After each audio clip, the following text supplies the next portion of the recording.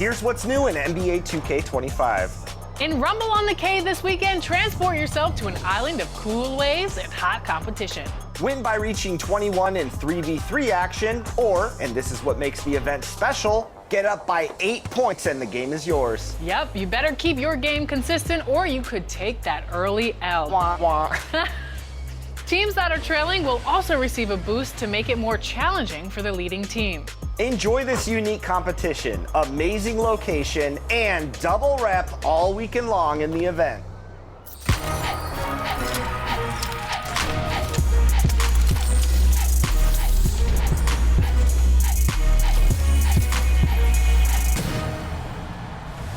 Welcome to an all-new episode of NBA 2K TV. The WNBA season is tipping off May 16th, and if you haven't already, it's a great time to check out the W. Absolutely, there's new features, new courts, and new faces. Take a look. Fans of fast-paced basketball will want to check into the W and W Online in NBA 2K25. Yeah, whether you want to play quick games, an entire career, your own My WNBA, or compete in 3v3 online matchups, there's a ton of fun waiting for you. Want to build a My Player and establish a legacy? The W is your path to championships and becoming the greatest of all time. In the W, you can make your mark on history with Pursuit of Greatness, keeping pace with the greats of the league through your career. You gain GOAT points with every milestone and GOAT moment as you guide your franchise through the years. Earn VC, buzz, and progression points that unlock special perks. And if team control is more your style, you'll love My WNBA. That's right, this immersive mode brings you control of a WNBA team like never before. And if you're looking for online play within the W, head to the W Online. It's classic park action, 3v3 to 21. And here, you can really challenge your abilities to defeat others in the 2K community. Checking in with the community and getting tips on how to better your game is what we do best here at 2K TV.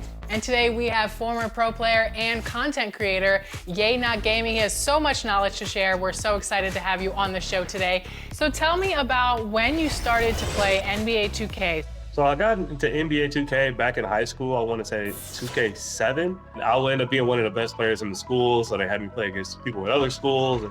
Kind of made like a slight reputation in high school. Once I got to college, things changed for a little bit. I just got a lot more occupied with school and then kind of picked it back up. Started playing Pro-Am, and then once the NBA 2K League was announced, I started grinding and was able to make it to the league from there. So I've been playing the game since 2K7, so I'm an old head for real, for real. I feel that. I'm an old head right here with you. So for you, someone who's really into competitive play and you play a lot of Pro-Am, what advice would you give to people looking to squad up with 4 of their teammates and climb the leaderboards in Pro-Am? The best piece of advice would be to become a specialist in the role you have. Just because there's a lot of folks that kind of want to be well-rounded, but in those competitive modes, everybody kind of has a role. Everybody can't be Giannis. Everybody can't be KD all on the same team. And then as a follow-up, when you play with your friends, do you guys determine what builds you're bringing in based on what you're best at, or do you do it by what role you're playing? Yeah, like one thing I mentioned is that it's tough to get 5 folks on, so you got to really know what everybody's good at. So I think one thing you got to do as soon as you get on in the party chat is say, what build does everybody got? What makes the most sense before you head out there? So you've had a really unique journey because, like you mentioned, you made it to the NBA 2K League and won a championship. So I have to ask, for educating people to become better at NBA 2K, how has that experience helped translate to your skills? Oh yeah, so I played multiple positions in the Pro-Am circuit, and then be able to play shooting guard and lockdown at the highest level at the NBA 2K League, playing with a lot of teammates who are really experienced as well, who put a lot of hours in. So I got to learn a lot from them and from real game experience with a crowd behind you, by the way, back in those days. So being able to use all of that experience and bring it to a lot of these folks who are just trying to get the basics down, it's an easy transition, but still challenging just because I have a lot of work I got to put in. And recently you had a video on YouTube talking about how to get better at everything 2K. So can you give us some pointers and things that you said in your video and expand upon those points? Of course. So how to get better at everything on 2K, it really depends on where you want to start and where you're looking to go. So one thing I said in the video, if you're a point guard looking to navigate to another position like center, instead of just trying to learn in real time with your teammates, in that off time, it's good to go to a mode like play now, maybe go into an empty gym or go into the blacktop. Pick a player like Giannis if you want to work on your slashing ability. Pick a player like Jokic if you want to work on being able to run the offense from the center spot. Or if you want to just play like a defensive position, you might want to just challenge folks in my team. Put some guys out there you think you want to be able to guard on ball with. And then it's an easier transition once you get into those competitive game modes like 80 up, you want to rack up some DC, or in Pro-Am, you want to make some money schooling some old school 2K League players like me. So. Now, you also made a series about how to use every badge in the game, and I find this fascinating because you cover it from the defensive badges to the shooting badges to the slashing badges. So my question for you is, what's your personal favorite badge in the game this year if you had to choose one? Oh, if I had to choose one favorite badge, oh man, this is actually a tough one. My personal favorite actually is Rise Up. Now listen to your old man ECN Gaming when I say this. Put this on gold if you have a center, 90 standing dunk, 66 vertical. Trust me, just do it. If you gotta use your cap breakers, then so be it, but just do it. Most one-on-one situations with this and Paint Prodigy, and in some double team moments, you'll be Giannis pretty much. So Rise Up for sure. And I know you show a lot of love to Blacktop on your channel. What's your favorite part about that mode? It's funny to watch the AI go at it. I watched Steph Curry and Seth Curry play each other, and it looked like a backyard game of basketball. So it's funny to watch them go at it. This had to be my favorite thing, along with working on some skill stuff whenever I got some downtime. And congratulations. Recently, you posted that you received 1 million views from your NBA 2K content. What is that like to you to be so well received by the 2K community?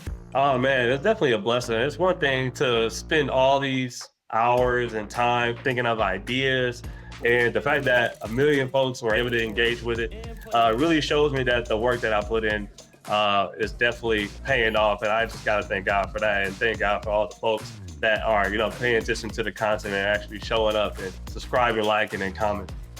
There it is. Well, Ye, thanks so much for your advice. I can't wait to check out some of your content to help my game get a little better. I could always score, an extra 5 to 10 points. And as for all of you, if you're not checking out his content, make sure to check back next week where Ye is going to take on the 2K TV Challenge against 2K25 cover stars Jason Tatum and Vince Carter.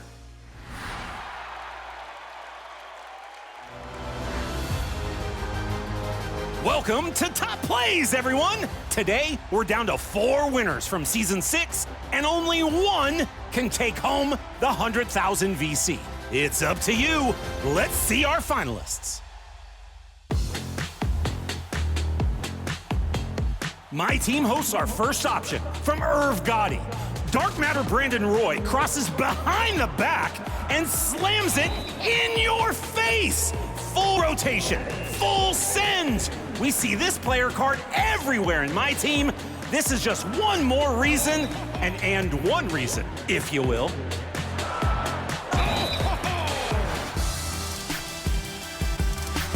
Your second winner was the fake Mike Lowry.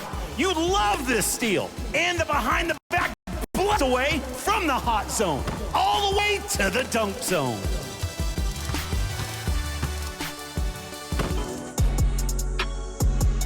K-Ran took home the third victory, going old school with the screen and roll to the rim. That brick wall takeover grounded the defender like cement. Hey, did you catch the alley-oop that was ricocheted off the backboard? Legendary badges, doing work in Old Town.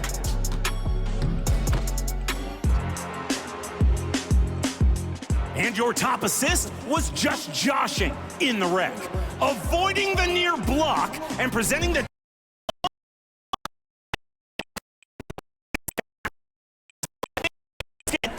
and showcases some real team chemistry on the fast break. 4 solid choices. Who you got? Vote now for your top play of Season 6 and winner of 100,000 VC. Only one will advance to Top Player of the Year voting, where they have a shot at 1 million VC and special prizes. Thanks for voting. See you next time.